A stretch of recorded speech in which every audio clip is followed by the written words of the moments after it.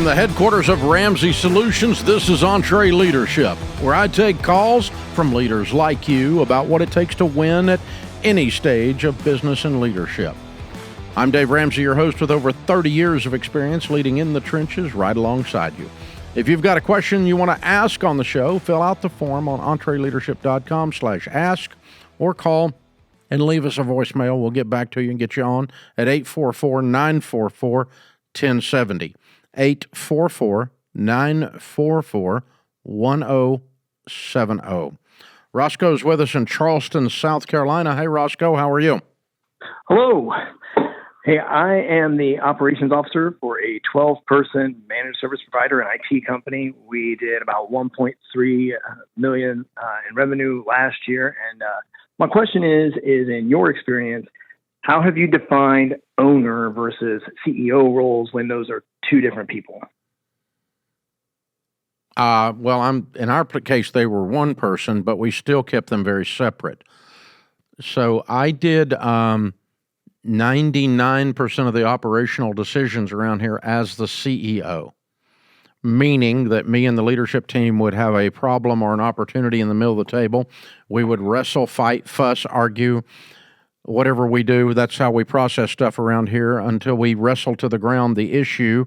And as a group of leaders that trust each other, and we would grow a consensus on how we were going to deal with that thing in the middle of the table.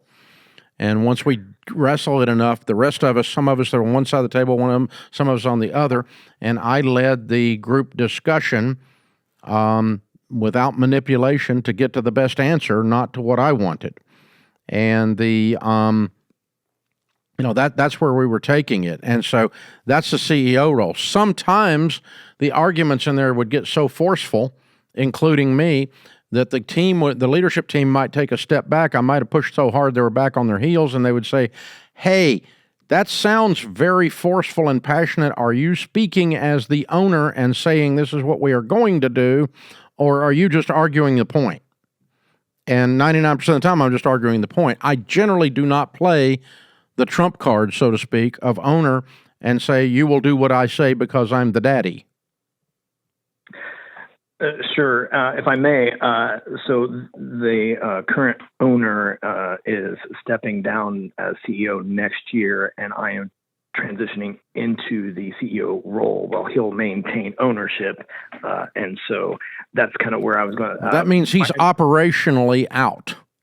He's not going to argue with you about where you buy copier paper. I appreciate that. I guess some of my fears were, is he going to be, looking over my shoulder sometimes? Yeah, that's what I'm saying. He doesn't need to be. The only thing he needs to be involved in is something so big that it's tilting the whole room, and you want his advice as the owner. What is your direction to me on this super large thing? But the hiring and firing of somebody working there, he doesn't need to be involved in anymore. The product decisions, he doesn't need to be involved in anymore. He's no longer working there. That's pretty much what has been communicated. I just wondered if in your experience, or however much you've done this, if you've documented that or contracted that. Hey, this is a lane I'll stay in, and this is a lane I want you to move forward in, or something like that. Yeah, I think you say you lean into him with honor and say, you have built this. It's a legitimate $1.3 million business with 12 team members. You're stepping back. You want me to run it on a day-to-day basis. I need your input on the big things, but you're going to hamper me being able to run it if you get involved in all the little things. So let's make a clear written agreement. It doesn't have to be a contract, but lots of communication of what the lanes are. This is out of bounds. This is not out of bounds.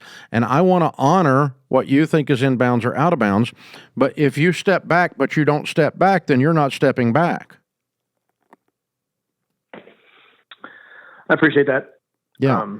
And that's the thing. So, my son is the president of Ramsey. I'm the CEO. But today he runs about 80% of Ramsey. And that means I don't. I would say we don't sound all that different today. It's just that, he's not my dad. I know, but I'm just saying, other than that, that's the only difference is the family connection, but which makes it even more difficult than what you have. So what I'm asking for, if I'm you, how can I think I can best honor you and serve this place well if I have very clear lanes that I can run in. And I don't want to take on more than you want me to take on. You tell me where out of bounds is, and I want to honor you by respecting that out of bounds marker. And if I get up next to that out of bounds marker, I'm going to pick up the phone and call and say, hey, as the owner, how do you want your CEO to do this? So I have two questions, if I may. So Sure. how soon do we do that? Or how late in the game do we do that? And then, I think he's planning on retaining his office here in the building. For what? I don't know. For his advisory role. Okay, then we need to know what the percentages are and where the lanes are. Because the children, if you've ever had kids, or your brothers and sisters may have pulled this off, where if mama says no, you run to daddy. Absolutely. Yeah, you're going to have that if you're not real careful here. So the team needs to know where the lines are. Right. Yeah.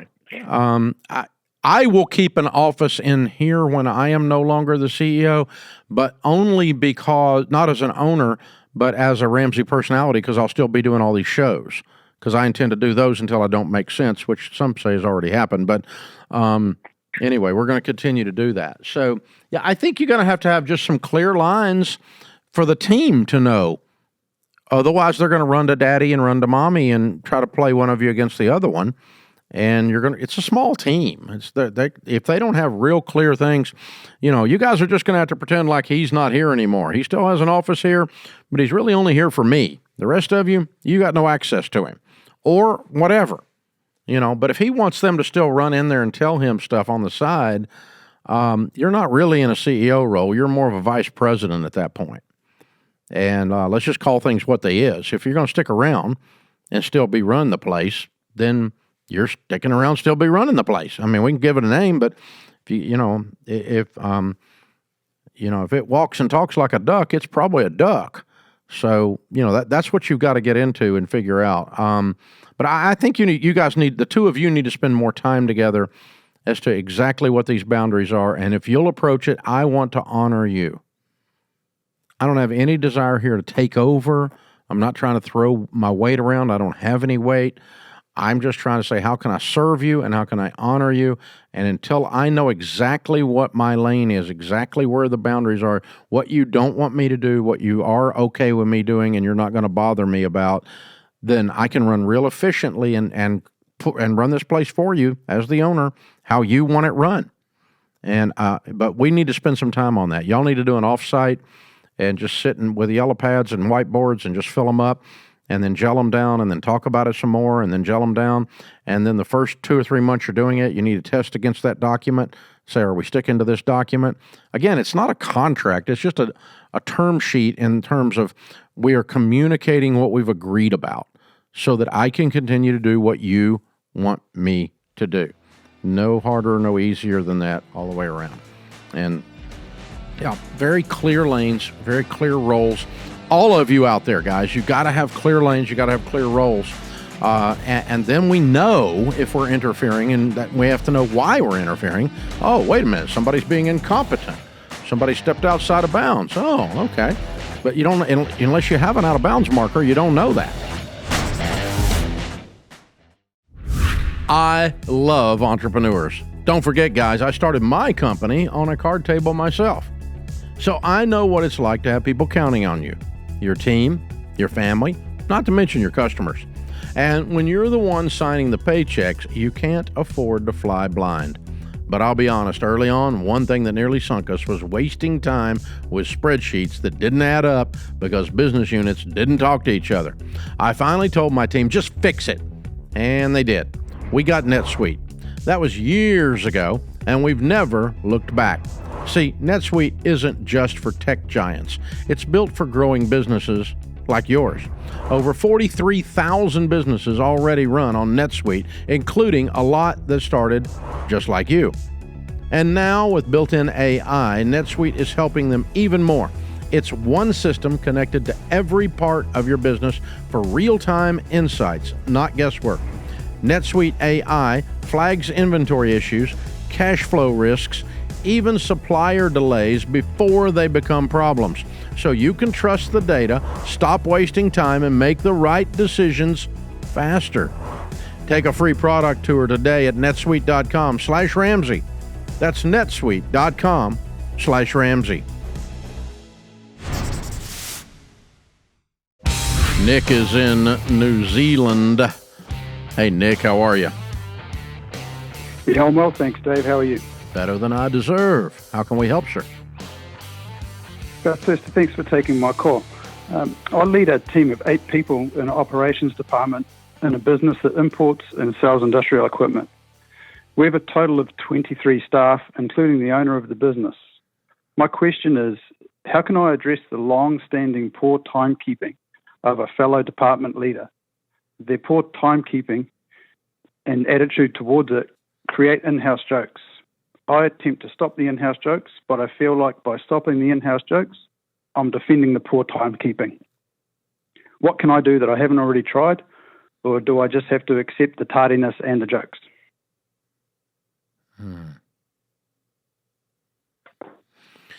Well, what you're saying is that one of your peers in leadership is incompetent, right? Yeah, yep. He's not leading by example. Oh, he's tardy. Mm. Is that what you said? Yeah. Oh, it's not his team that's tardy, it's him. It's him, yeah. So why is the owner or the president or the CEO allowing a leader to misbehave at that level? I'm not 100% sure. I have talked directly with the owner, and I can't seem to get a good enough. So you told the owner this guy's tardy all the time, and he's like the laughing stock of the place, and he said what? He said, I know, I'm talking to him about it. He says it's going to get better. And that's obviously not true. But there's been small improvements, but not like the guy's 30 to 40 minutes late every day. He still stops for his regular breaks and still leaves on time. Well, that's demoralizing to everybody else. I agree with you. It's disrespectful and aggravating, and the owner being a wuss and not doing anything about it is also a disrespectful. John Maxwell calls this sanctioned incompetence, where the owner or the leader knows that someone is incompetent and is sanctioning it by allowing it to continue. And we all know in business or in life, we get what we allow. And so if I allow you to do this continually, we're going to continue to get it. Obviously, the owner is not as concerned about it as you are or I am. Me and you would have already done something about it. And I think the jokes are a natural byproduct because the guy is a joke. So, I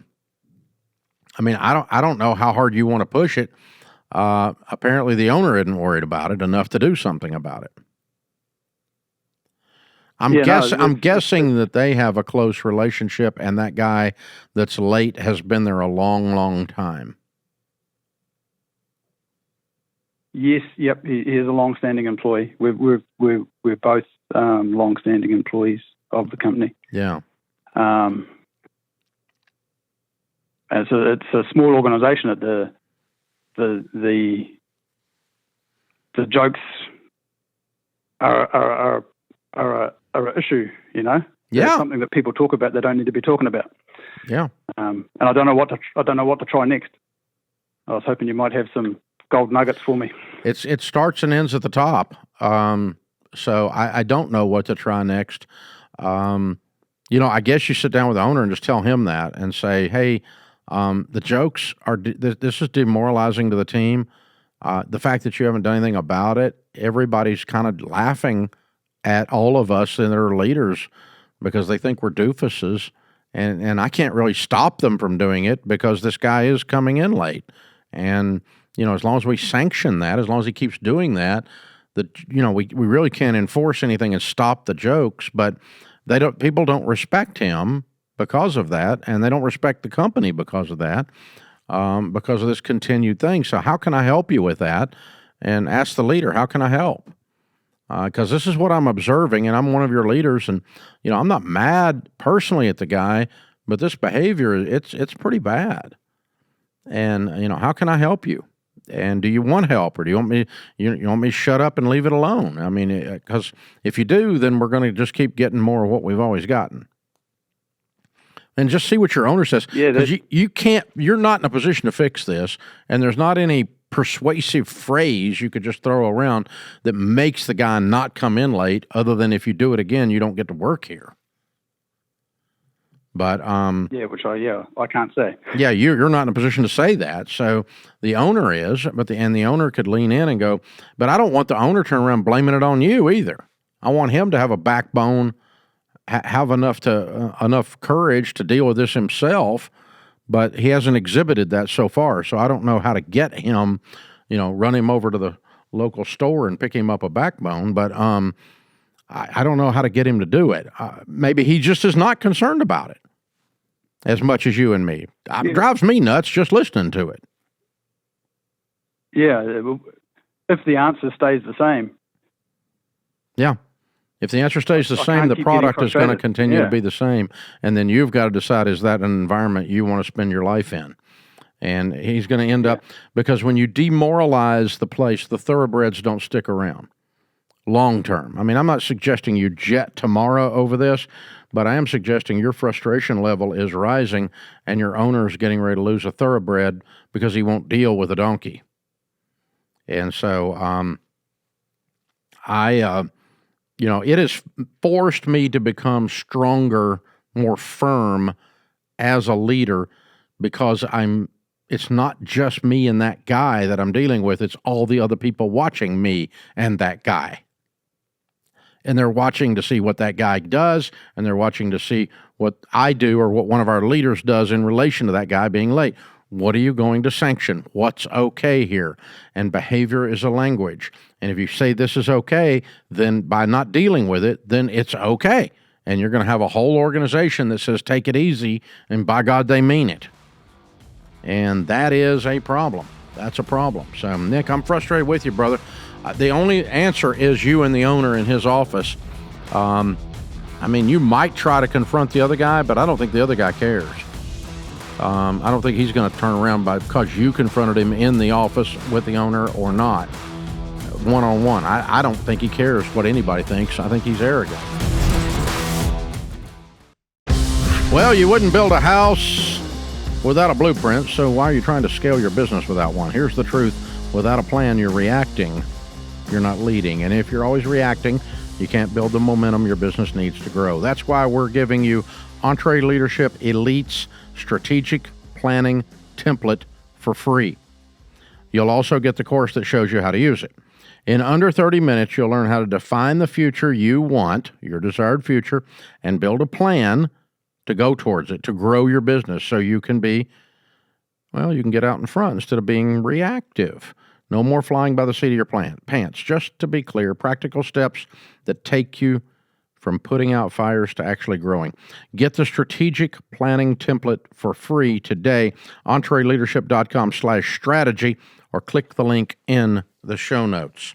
Question of the day from Daniel in Houston. Dave, I got about 70 team members and we're growing like crazy.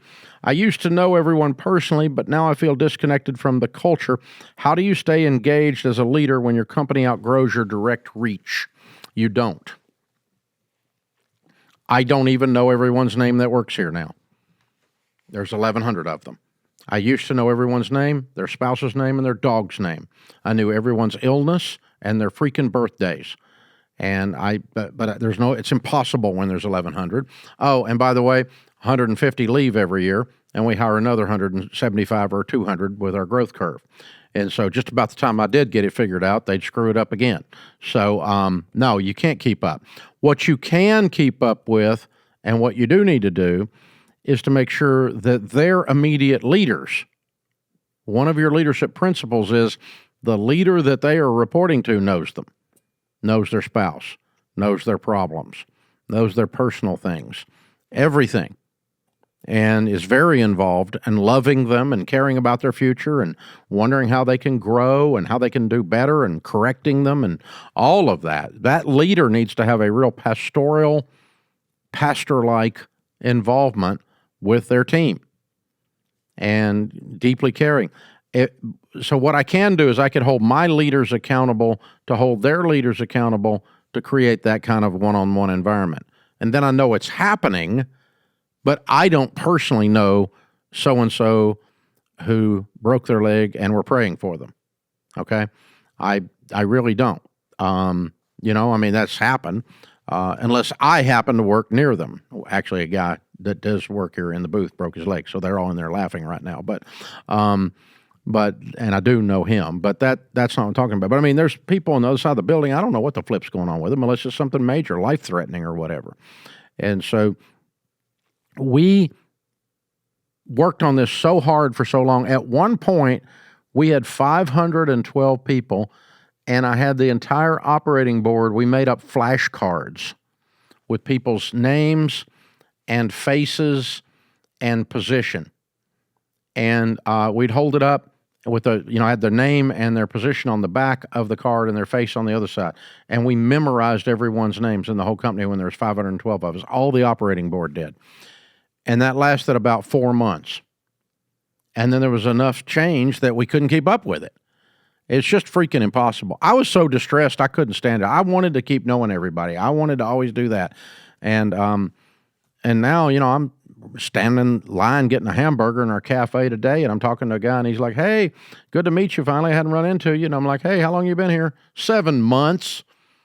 I hadn't even met the guy. He'd been in the building 7 months. That's just the way it is. There's 1,100 of us. I can't keep up with all of it, and I'm gone a lot.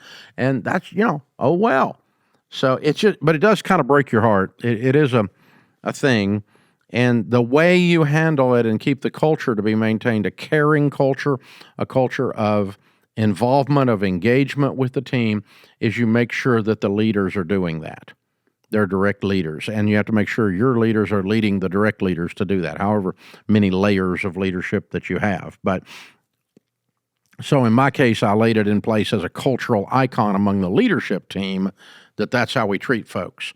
And if you got 10 people on your team and you don't know every one of them and you don't know their spouse's name and what's going on in their lives, then you're not leading well at Ramsey. But if you've got 1,100, you're not expected to.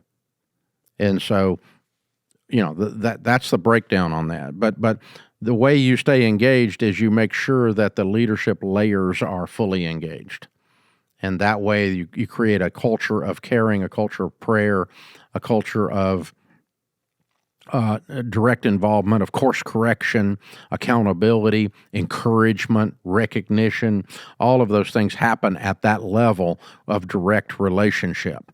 They do not happen from a CEO of a company that has, if you're the top guy out of 70 people, you probably ought to know all 70 when there's only 70, but it's not that big a deal. At 70, I did know everybody. At 500, I had memorized all of them, and it lasted 4 months. I just told you the story. So it was just too much. And we actually had a board retreat and had a contest, and me and one of the other board members squared off and were the two winners. And one of the lady board members actually beat me. I missed one out of 100 and something times we went through the thing, and she got them all straight. She had them all dialed in. But she's actually smarter than me, so it's not fair. I'm a victim, actually, but which is not a position I very often take.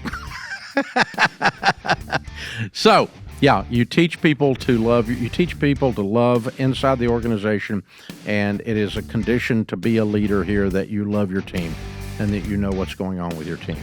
That's how we do it. That's the whole process. You guys want to help us out? We could use the help. Click the follow button, the subscribe button. Leave a 5-star review saying how wonderful we are and all that kind of malarkey. and share the show. Click the share button if you got one. If you don't, cut the link out, send it to somebody. Go, hey, this YouTube podcast thing here, you ought to check it out. We would appreciate it. We know you're doing that because the numbers on this this leadership thing is taking off. We appreciate you being with us very, very much. Jeff is in Salt Lake City. Hi, Jeff. How are you? Doing well. Thank you. Good. How can we help? Dave, longtime listener. Love your show. Love what you're doing here. So thank you. Thank you. I'm running a handyman service in the area, and I'm the owner. And we're a team of about 5 people. And last year we did about $750,000. Wow. Our goal is to hit $1 million this year. Good for you.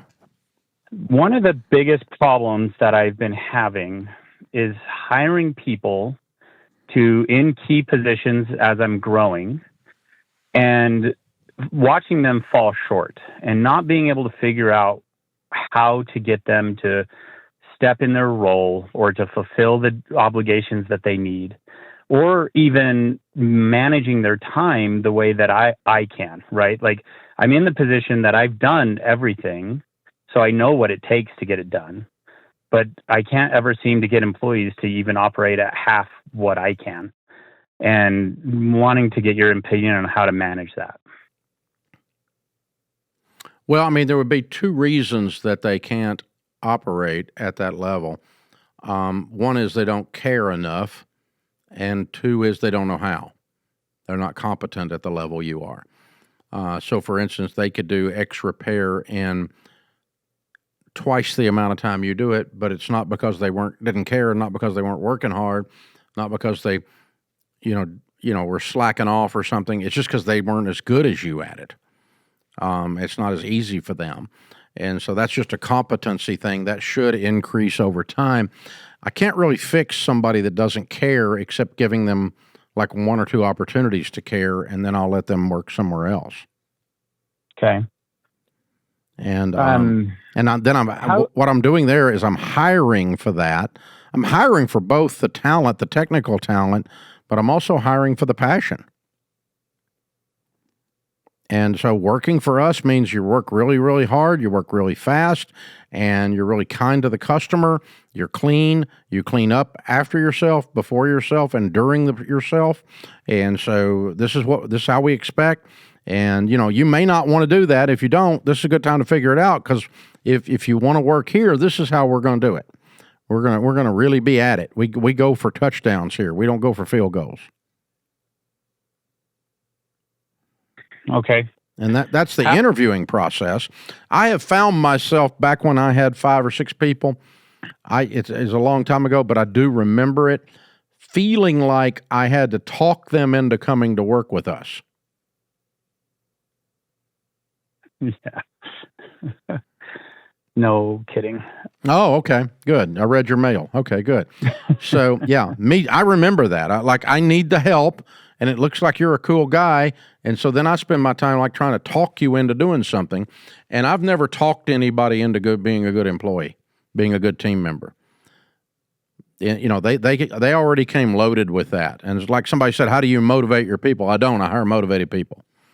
Yeah. And so now I'm just really, really clear. I'm like, this is not for everyone.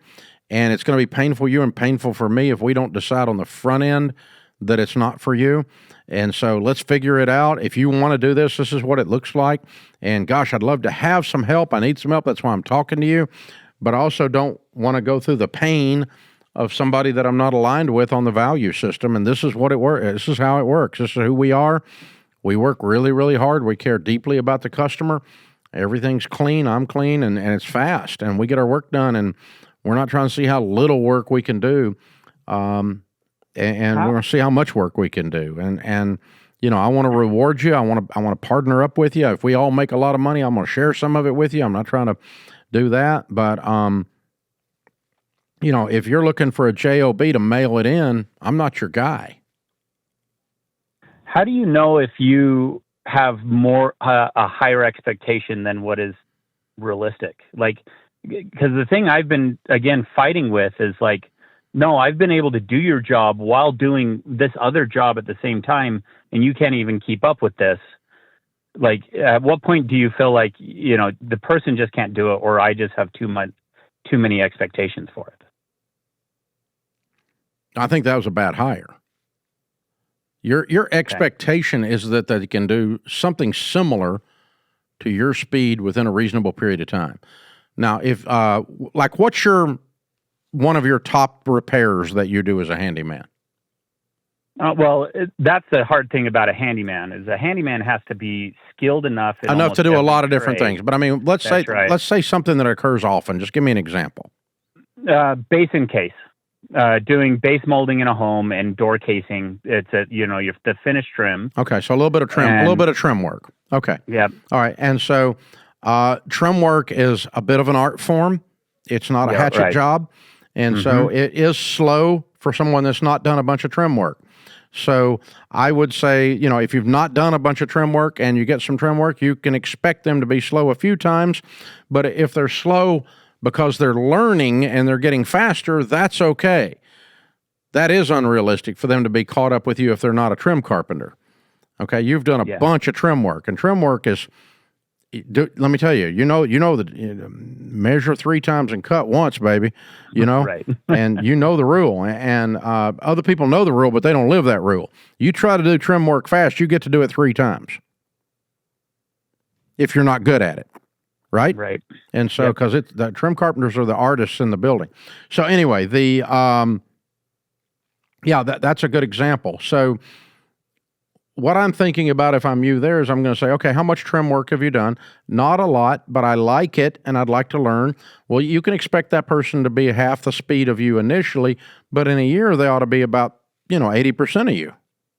Yeah, okay. If they're doing it pretty regularly. If they're not, it's either because you haven't taught them a little bit. Said, okay, here's a shortcut on that, making sure that angle works, and no pun intended on the cut. But yeah, but anyway, here's a way to do this that works, and you could coach them a little. But at the end of a year, if they're not, then they're either just physically not capable of doing that kind of work, which would be bad, or they don't care. And I don't know what you run into, but yeah, I mean, something like that, something that has a little bit of technicality to it, you should be able to show somebody most of the stuff you do, how to do it 1 or 2 times, then they ought to be able to do it. Agreed? Yeah, agreed. 100%. Yeah. And so it's not, how do I do this? Well, don't lay around under that dishwasher for 45 minutes. I can show you how to do it in 3 minutes, and then next time you can do it in 10. And then the next time you can do it in 7. And then after that, it better be 3, because it's just a simple, we're just changing out a valve here. Come on, this is how you handle that sleeve and all that junk. So whatever the thing is, right? And I do think they'll get faster, but they've got to take pride in their work and the speed of their work and the cleanliness of their work, the quality of their work, like you do, and you're not doing anything that's superhuman. You're not like a savant. You're just good at it. And so other people ought to be as good as you. And so I'll give you an example over here, okay? I'm 30-something years on this microphone, answering questions off the cuff. I had a guy in here the other day, he said, how do you do show prep? 30 years. We don't do show prep because we don't know what you guys are going to ask when you call. So I don't have a bunch of heads up. I got about 3 sentences on a screen. That's it. So how do you train somebody for that? Well, it's the Ramsey personalities, teaching them to sit on a microphone has taken 5 years to get them to where they not only knew the answers, but answered them with some sass and answered them with some humor and answered them the way Ramsey answers them. And the sad truth is that some of them have actually gotten better than me now because the ratings are up when I'm not here. It's distressing. But yeah, but that means I did a great job training, and I did a great job hiring somebody that was trainable and that cares and that leans into a pretty technical thing, and they learned the technical aspects of it from a performance standpoint as well as the actual academic answer. And the same thing goes for you. You can find somebody, but I also have hired people that they just didn't have the it factor on the microphone, and they didn't work out. They just weren't, they're just like a wet blanket on the microphone. So that's the thing you're looking at. So you can find people that are even better than you someday, is my point. And that is not an unrealistic expectation. What might be an unrealistic expectation is the first time they do it, they might not be that good. And it might take a year to train them up and get them to where they're running at 75% of you instead of 10% of you. But I have an expectation that they're going to catch me or we got a problem. And it's not like I'm slowing down for them to catch me. I want them to catch me, or we got a problem. That's where we're going. So that's the kind of thing that I'm after there, and I think you can do that. But it's a matter of hiring the right people, interviewing with strength rather than begging. And I'm not trying to beg everybody to come to work here. You don't need to be here if you don't need to be here. But you got to be fired up and wired up, man. We're trying to score touchdowns here. We're not just trying to make the playoffs. I want to go to the freaking Super Bowl. So bring it, baby. Bring it, and plan on leaving it on the field or you ain't going to fit in. And, we talk about this stuff in the interview, and some people are motivated by that and some people are run off by that. And it's a little bit distressing sometimes when they run off, is I got to start again on the whole interview thing, but it's a whole lot better than having to rehire after I got rid of a donkey later, because they really didn't want to be here. So that's what you're looking at, and that's how we'll play it through. So good stuff, guys. Good stuff. Good show today. This was great. Hey, folks, remember, better a wary warrior than a quivering critic. This world needs more high-quality leaders, so take courage and lead. I'm Dave Ramsey, your host. Thanks for joining us on EntreLeadership.